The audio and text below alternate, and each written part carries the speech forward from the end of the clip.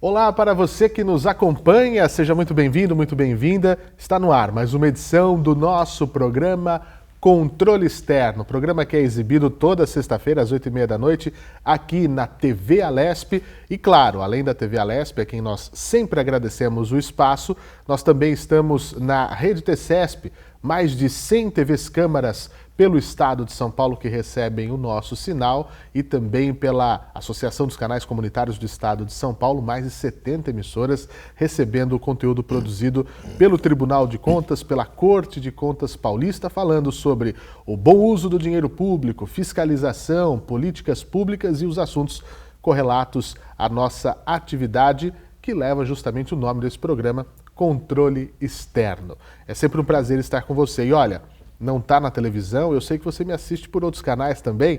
Nós estamos nas redes sociais do Tribunal de Contas do Estado de São Paulo, em nosso canal no YouTube, nós estamos também em todas as plataformas digitais e você também pode nos ouvir, porque estamos nas principais plataformas de podcast da podosfera mundial. Sejam todos muito bem-vindos e obrigado pelo carinho da audiência nessa nossa segunda temporada do programa. E a edição de hoje conta com a presença mais do que especial do vice-presidente do Tribunal de Contas do Estado de São Paulo, conselheiro Renato Martins Costa. Conselheiro, muito obrigado pela generosidade em voltar ao nosso programa e com assuntos bem interessantes que nós vamos tratar. Seja muito bem-vindo. Muito obrigado, Fernando. Cumprimento você e a todos aqueles que nos distinguem com a sua atenção. É realmente um prazer poder voltar aqui e batermos um papo sobre as coisas que estão por vir. Pois é, tem novidade vindo aí e vocês vão entender e vão ficar com um gostinho de quero mais, mas isso aqui, como nós também gostamos muito, né, doutor? Isso aqui é igual série. As pessoas vão ter que ir acompanhando, né, de maneira seriada, não perder nenhum detalhe, porque a gente vai segurando a audiência também, né? Tá certo. Deixa eu apresentar o meu convidado, bacharel em Direito pela Faculdade de Direito da Universidade de São Paulo, a USP, ingressou na Corte de Contas Paulista no dia 25 de abril de 1994 como representante do Ministério Público do Estado de São Paulo. Foi presidente do Tribunal de Contas do Estado em 1997, em 2004, em 2012 e em 2018. Natural da belíssima cidade de Santos, cursou a Academia de Polícia Militar do Barro Branco, onde se formou tenente. Em 1979, iniciou a carreira no Ministério Público de São Paulo, depois de ter se classificado em primeiro lugar no concurso público de provas e títulos. Nomeado Procurador de Justiça em 1991, foi assessor do Procurador-Geral de Justiça do Estado de São Paulo. O Dr. Renato exerceu ainda as funções de secretário do governo em 1994 e de secretário de Estado adjunto da Secretaria de Defesa do Consumidor entre 87 e 88. Também presidiu a Associação Paulista do Ministério Público no biênio 90-92 e o Conselho Fiscal da Confederação Nacional do Ministério Público, CONAMP, em 1994, como disse, ano este que vem integrar as fileiras de conselheiros, faz parte do nosso colegiado aqui do Tribunal de Contas do Estado de São Paulo. Acertei, doutor Renato? Fui conciso? A vida nos dá experiências distintas, né? Quando a gente é jovem, tem projetos, tem interesses que às vezes acabam se desviando por circunstâncias.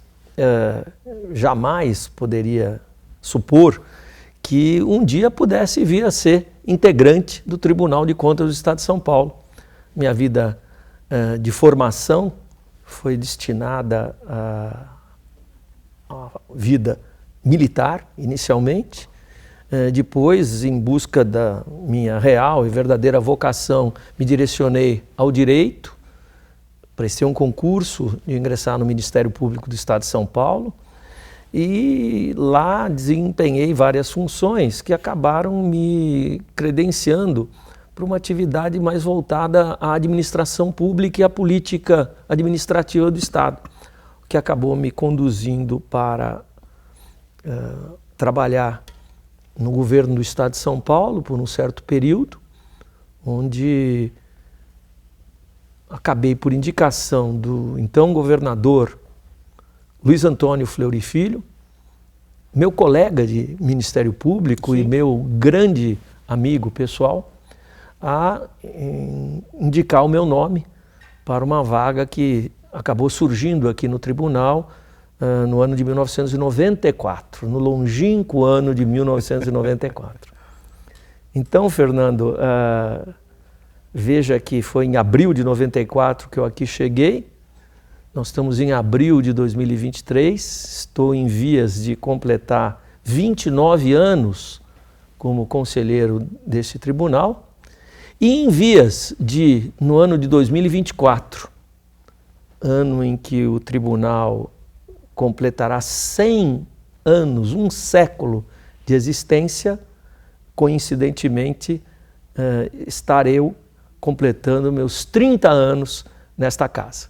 Isso me dá uma imensa satisfação, me dá um imenso orgulho e já uma vida profissional encaminhada. Não imaginava que ela pudesse derivar para aqui eu aportar em 1994.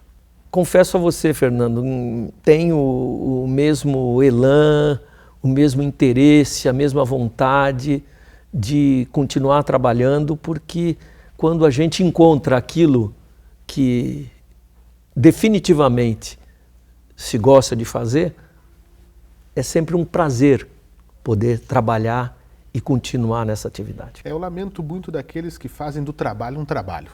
Exatamente, exatamente. Eu acho que o dia que você levanta, se prepara para trabalhar e isso representa um sofrimento, está na hora de repensar a vida. Está na hora de repensar a vida. E vamos falar em pensar, em planejamento, porque em 2024, como o senhor disse, o Tribunal de Contas do Estado faz 100 anos, né?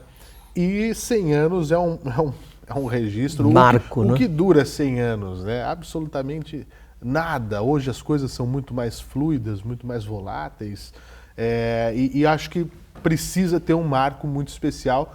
E é isso que o senhor e a equipe toda, a comissão do centenário está planejando. Como é que estão esses preparativos? Nós vamos falar sobre muitas coisas aqui, mas tem bastante, né? Realmente muitas coisas. Coisas na estrutura do tribunal, que vai haver mudanças, em questões culturais, em questões de pensamento para o futuro. Nós temos, né, até o próprio planejamento estratégico, que é uma coisa fantástica. Mas para os 100 anos tem bastante coisa. Como é que são os preparativos, doutor? Tem muita coisa, Fernando. A marca do século é uma marca extraordinariamente importante. Pois é. E temos que pensar em desenvolver ações que deixem essa importância muito bem marcada, seja para o nosso público interno, que é parte integrante e fundamental de todas essas celebrações. O tribunal só existe porque ele existe como uma estrutura coletiva de trabalho em prol da defesa do interesse público e também preocupado com a exteriorização do que aqui fazemos na marca dos nossos 100 anos. É preciso que o tribunal demonstre externamente a sua própria estrutura como uma instituição sobreviveu nesses períodos fluidos, não é? Que vivemos, inclusive, lamentavelmente, em termos institucionais, durante tanto tempo. Então, nós temos uma programação que, ao longo de todo o ano de 2024, ela vai se desenvolver com eventos periódicos e nós temos uma grande concentração de atividades mais importantes e de maior dimensão, digamos assim, no período exato em que comemoramos os 100 anos. O tribunal foi criado em 6 de maio de 1924. 6 de maio é a data. É a data. Então, na semana de 6 de maio de 2024, haverá uma concentração maior de atividades bastante marcantes que demonstrarão o orgulho que o tribunal tem de chegar a esse primeiro século de existência, demonstrarão igualmente que esses primeiros 100 anos são apenas o começo de uma história muito maior. E esse olhar preparatório para o futuro, né? Calcado no presente, mas pensando que não é... Não estagnar. Jamais, jamais. Hoje, inclusive, nós estamos aqui conversando no dia 30 de março, Sim. uma quinta-feira. Hoje nós estamos desenvolvendo aqui no tribunal uma atividade que deixa isso muito marcado. Está havendo uma grande fiscalização em todo o estado de São Paulo, denominamos fiscalização ordenada, para verificarmos as condições em que os programas de saúde da família dos diversos municípios, de órgãos estaduais, está sendo desenvolvido a partir de uma fiscalização nos lugares em que isso está acontecendo. Nós temos mais de 400 servidores espalhados em mais de 280 municípios, checando e verificando como esse programa está, na prática, se desenvolvendo em favor da sociedade local.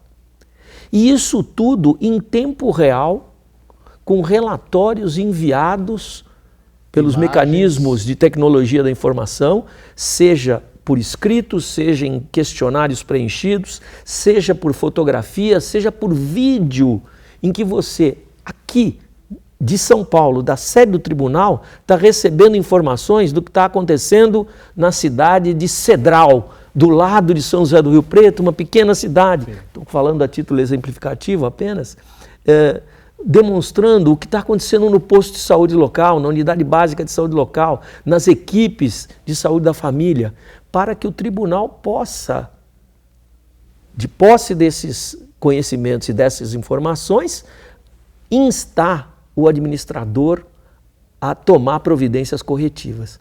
Veja... E sem aviso prévio. Absolutamente sem aviso prévio. Como você disse, eu sou o vice-presidente do tribunal, eu não sabia nem o tema e nem aonde o tribunal iria desenvolver as atividades de hoje, porque isso tem que ser preservado mesmo. É assim mesmo que tem que ser, porque esse elemento surpresa ele é fundamental. Agora, imaginemos tentar fazer isso sem a existência dos instrumentos da tecnologia de informação. Então, a evolução da nossa atividade, ela é inesgotável, ela não terá fim. Ela terá como fronteira a fronteira do conhecimento mais moderno, que hoje é essa e amanhã já estará ultrapassada por novos mecanismos importantes.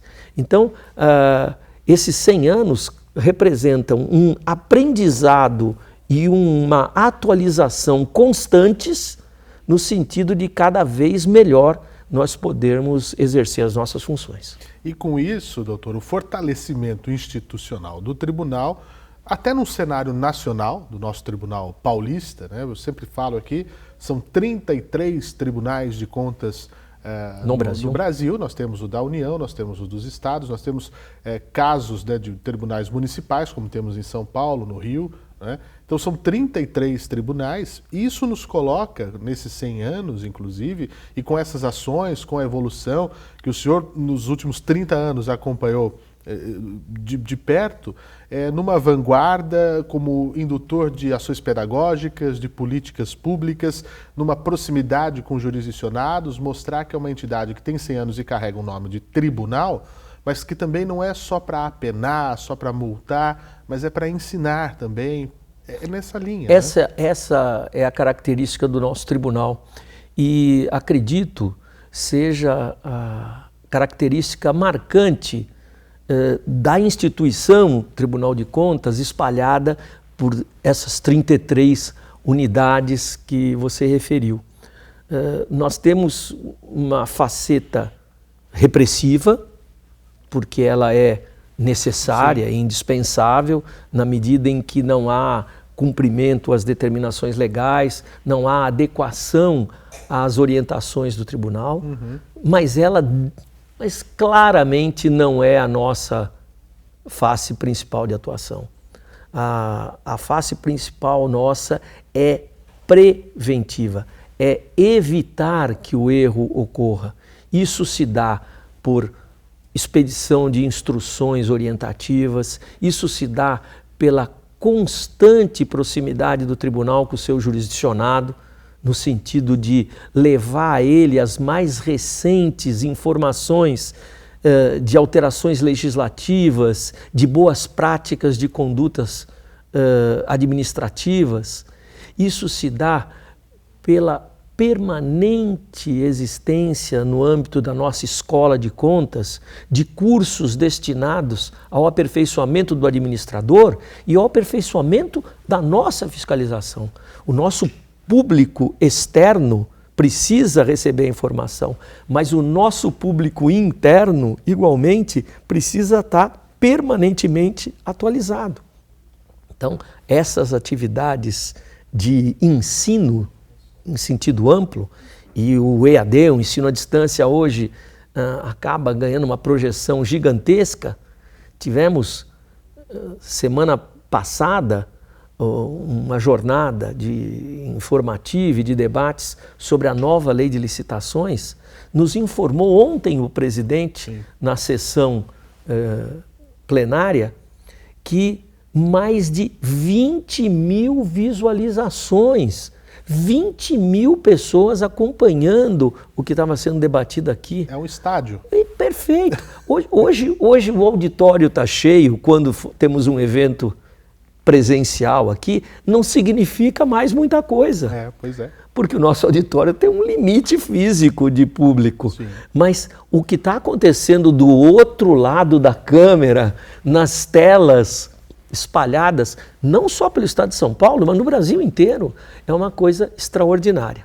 Então, há uma expressão, né, que os filósofos, os estudiosos utilizam, em italiano se chama aggiornamento, né, que é manter-se atual, essa preocupação do tribunal de se manter atual e antenado com as necessidades da defesa do interesse público e com a sua própria atividade e com os mecanismos que ele desenvolve para fazê-lo, são importantíssimos. Para não ir tão longe, mas fazendo alguns registros em relação à história, há fatos e situações que merecem um relevo.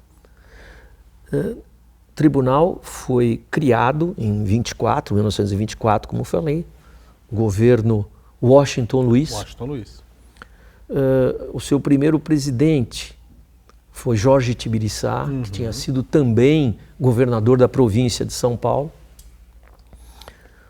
Quando Washington Luiz, deixando a presidência da província, foi candidato a presidente da República e eleito presidente da República, na sua sucessão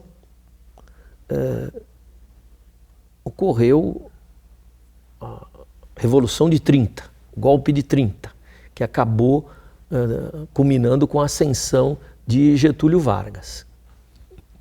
Toda a ebulição daquela época acabou conduzindo, em 1932, à Revolução Constitucionalista de 32. Ou seja, o Estado de São Paulo, preocupado com o alinhamento crescente das forças repressivas e não democráticas que eram representadas pela posição alinhada a Getúlio Vargas, deflagrou uma guerra civil. Sim. Né, com as consequências pessoais e humanas terríveis que qualquer situação como essa sempre carrega. Isto, num primeiro momento, frutificou, mas depois, em 1934, a onda fascista ela era de tal porte que o Brasil mergulhou num período autoritário. E o que aconteceu com o Tribunal de Contas? O Tribunal de Contas foi fechado. Foi fechado o Tribunal de Contas do Estado de São Paulo. Por quê? Porque a fiscalização, o controle, a atividade de bem olhar como os gastos públicos são efetivados, que basicamente são as atividades que cercam a atuação de um Tribunal de Contas, elas são incompatíveis com algo que escape da democracia. Porque os regimes autoritários, eles não querem ser fiscalizados. Não interessa que não interessa, não. Eu quero decidir e gastar os recursos da forma que eu, todo-poderoso, entenda mais adequado. Então, o que aconteceu foi o fechamento do tribunal, que acabou prevalecendo até os idos de 1946, quando, não por acaso, o Brasil voltou ao regime constitucional democrático.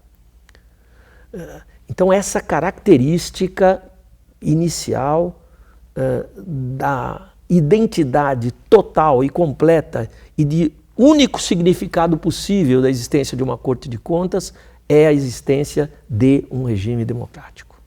Isso é fundamental. Um segundo marco, esse já mais moderno. Claro, há tantos aspectos que se desenvolveram ao longo dessa história, né, que são importantes. É a Constituição de 1988. A Constituição de 88 trouxe para o Estado brasileiro em geral, mas para os tribunais de contas em particular, um desenvolvimento e uma estruturação que o elevaram a um outro patamar. Porque antes disso, só um parêntese para o nosso público, parecia que empurrava, né? O Tribunal de Contas ele é do Judiciário. O Tribunal de Contas ele é um apenso de não sei o quê. Aí em 88, não, pera um pouquinho. Não, vamos deixar isso claro, né? O Constituinte deixa claro. Nós chamamos tribunal, Isso. mas nós não integramos o Judiciário. Exato. Nós somos um tribunal de índole administrativa. E vinculados, e aqui, a meu juízo, vinculados corretissimamente ao Legislativo, sem a ele ser subordinado. O Legislativo é, por essência, um poder de controle externo à administração, não é? São os parlamentares que têm a obrigação de fiscalizar. E escolhidos pelo povo. Exatamente, com a legitimidade que a escolha popular traz a partir do voto. Nós damos um outro enfoque à nossa atividade. Nossa atividade é de controle externo, ela se vincula a essa macro condição de fiscal maior da administração que o Poder Legislativo tem, mas sob o ponto de vista técnico, sob o ponto de vista não político-partidário. Sim. E isto traz obrigações estabelecidas na Constituição e na lei de como devemos fazê-lo e nos dá também a obrigação de, com esse trabalho técnico, subsidiar o trabalho político, no sentido mais nobre da palavra, que os representantes do povo no Legislativo devem desenvolver. Então, a Constituição de 88 deixou isso de uma maneira claríssima e elevou, em todos os sentidos, a importância da atuação dos tribunais de contas no âmbito brasileiro.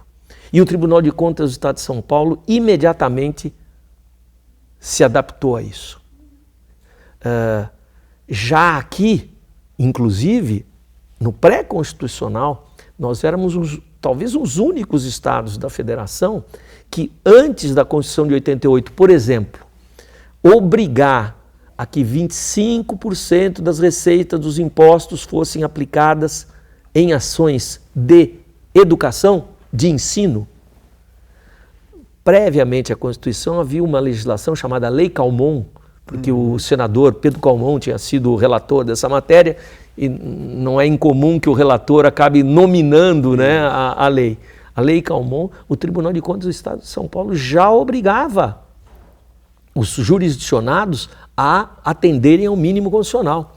E foi essa força que São Paulo deu aqui, a experiência que nós tivemos, exitosa no sentido de obrigar a esse cumprimento, que na Constituição isso acabou sendo elevado a uma obrigação de nível constitucional, que inclusive pode conduzir à perda de mandato, à impossibilidade de a conta ser aprovada, enfim, com todas as repercussões que conhecemos. Então, a Constituição de 88 teve esse papel de redefinição do perfil dos tribunais de contas e forjou todo esse caminho de progresso e de melhoria real dos nossos trabalhos. Mas nós vamos deixar um teaser aqui então. Nós vamos ter, e o senhor vai voltar para explicar pormenorizadamente, mas nós vamos ter o quê? Nós temos o lançamento do coral. Olha, então, vamos rapidamente, Fernando, temos a pressão do tempo.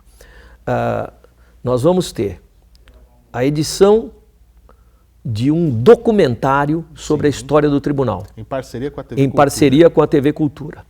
Nós vamos ter a edição de um livro comemorativo, livro histórico comemorativo dos 100 anos do tribunal. Que tem uma turma de pesquisadores. Já em marcha, em andamento, agora, porque o tempo passa muito rapidamente, então temos que fazer isso tudo. Documentos, levantamento iconográfico, registros de outros órgãos, registros internos aqui do tribunal, tudo isso num livro que será editado pela editora da Universidade de São Paulo, já que a coordenação dessa pesquisa, Fernando, é feita por um grupo de professores da Universidade de São Paulo, altamente especializados nesses levantamentos. Que legal. Não é? Nós vamos ter eventos marcantes nesta semana, uma sessão solene com a presença de grandes autoridades, onde, inclusive, homenagens serão prestadas àqueles que contribuíram concretamente com a história do tribunal e com a sua evolução e que ainda estão aqui para receberem pessoalmente essas homenagens. Homenagens em vida são ótimas, né? Nós vamos ter eventos de natureza cultural que marcam esse período.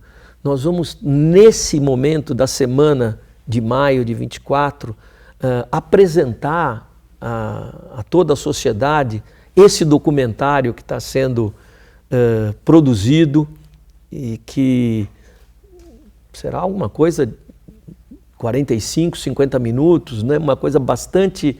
Não é um vídeo institucional. São 100 anos de história. Exatamente. Né? É a narrativa de toda uma história. Temos também um compromisso de, ao longo do ano, em conjunto com todas as nossas unidades regionais, promovermos eventos no interior, marcando também essa data. Está projetada a realização, talvez seja o último evento comemorativo do ano, de uma corrida aqui no centro de São Paulo, em homenagem e comemoração aos 100 anos. Você já está, exatamente, eu estou vendo que você está já se preparando para participar. Eu sou um dos líderes dos grupos aí de treinamento. Não tenho dúvida disso. Enfim, se houver a oportunidade de aqui, podemos mais uma vez, lá para frente, conversarmos sobre isso, muita coisa boa vai acontecer. Tem um segundo livro também, né? Não, tem um segundo livro. Esse segundo livro eu trato com muito carinho, que vai contar histórias aqui. Histórias com E. Isso. A história com H está contada, ou vai ser contada, no livro dos 100 anos. Esse livro, eu já estou vendo que ele vai ser lindo, muito bem formatado, editado. Mas nós vamos lançar um livro, e eu já adianto, as histórias, elas serão contadas, histórias curtas, mas o livro será Histórias do Tribunal de Contas do Estado de São Paulo, autores anônimos. Podemos todos ficar sossegados, que os autores serão anônimos e principalmente os personagens também. E eu fico muito feliz de fazer parte deste projeto em específico, né, de poder organizar, ouvir essas histórias, porque 100 anos são 100 anos, né? Eu posso contar uma história que aconteceu comigo aqui? Vamos já lançar. É, então, uma historinha pequena, mas muito saborosa, eu achei. Logo que eu cheguei aqui no tribunal, tinha menos de uma semana no tribunal, eu saí na hora do almoço para almoçar e acabei voltando sozinho. E entrei pela portaria principal do tribunal. Tinha um senhor, funcionário antiquíssimo do tribunal, que ficava ali na portaria de entrada. Então fui entrando, né? E ele falou, ei, onde o senhor vai? Eu falei, vou dar corda aqui, né? Eu falei, não, eu vou no gabinete de um conselheiro. Eu falei, mas que conselheiro? Do conselheiro Renato Martins Costa. O senhor marcou? Eu falei, não marquei. Como é que é o nome do senhor? Renato Martins Costa. Caiu pra trás. Ainda não tinha visto o senhor. Coitado. Mas foi muito engraçado. Né? Logo no comecinho já teve essa história. São essas histórias que movimentam os bastidores, eu falo. É isso mesmo. O que a gente vê aqui, ó, que é o cenário, etc., mas o bastidor é hilário. Não tenha dúvida. Tem muita história boa. E queremos contá-las todas. Doutor Renato, espero que o senhor volte sempre, porque é um prazer conversar com o senhor, é sempre muito divertido.